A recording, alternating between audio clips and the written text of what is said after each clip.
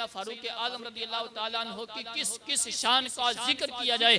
آپ وہ باکمال شخصیت ہیں، آپ وہ روبدار شخصیت ہیں، آپ اللہ تعالیٰ کی بارگاہ میں وہ مقبول شخصیت ہیں کہ جن کی شان یہ ہے کہ قرآن کریم کی 16 آیات ایسی ہیں جو حضرت عمر فاروق رضی اللہ تعالیٰ عنہ کی رائے کی تصدیق کرتے ہوئے اللہ رب العزت نے نازل فرمائی ہے۔ یعنی حضرت سیدنا فاروق اعظم زمین کے اوپر بیٹھے ہیں، آپ کسی رائے کا اظہار کرتے ہیں تو اللہ رب العزت آپ کی رائے کی تصدیق کرتے ہوئے اسی کے متعلق آیت نازل فرما دیتا ہے۔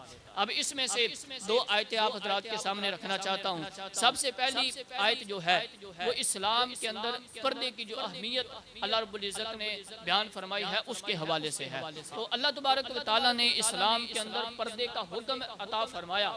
اسلام میں پردے کی بڑی اہمیت ہے، لیکن یہ پردہ کب فرض ہوا؟ یہ حضرت سیدنا عمر فاروق رضی اللہ تعالیٰ عنہ کی رائے کی تصدیق کرتے ہوئے اللہ رب العزت نے عطا فرمایا۔ یہ حضرت سیدنا عمر فاروق کی رائے تھی۔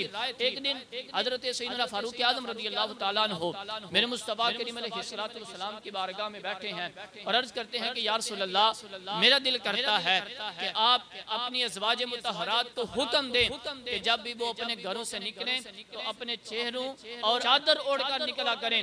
تو جب حضرت سیدنا فاروق اعظم نے یہ رائے کا اظہار کیا، اسی وقت اللہ رب العزت نے جبرائیل امین علیہ السلام کو بھیجا اور ارشاد فرمایا یا ایھا النبی قل لازواجک وبناتک ونساء المؤمنین یدنین علیہن من جلابیبہن، اے محبوب صلی اللہ تعالی علیہ وسلم اپنی بیویوں سے اور اپنی بیٹیوں سے اور مومنین کی عورتوں سے فرما دیں کہ جب بھی وہ اپنے گھروں سے نکلیں تو اپنے اوپر چادر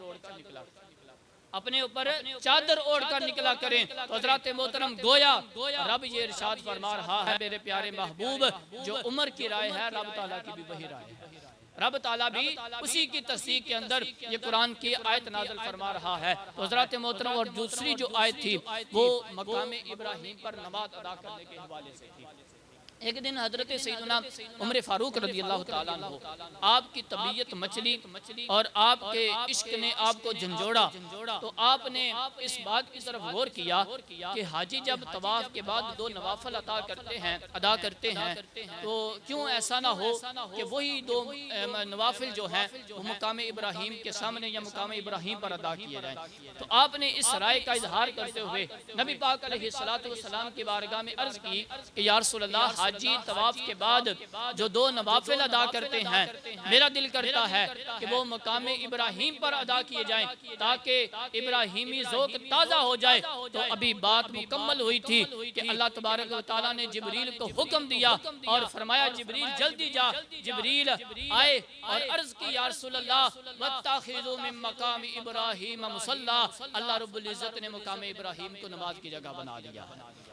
اللہ رب العزت نے مقام ابراہیم کو مصلی بنا دیا، یعنی نماز کی جگہ بنا دیا، اور حاجیوں کو یہ حکم ارشاد فرما دیا کہ جب طواف کے بعد 2 نوافل ادا کرنے ہیں تو وہ مقام ابراہیم پر ادا کرنے ہیں۔ حضرات محترم یہ بھی حضرت سیدنا فاروق اعظم رضی اللہ تعالیٰ عنہ کی رائے کا اظہار تھا۔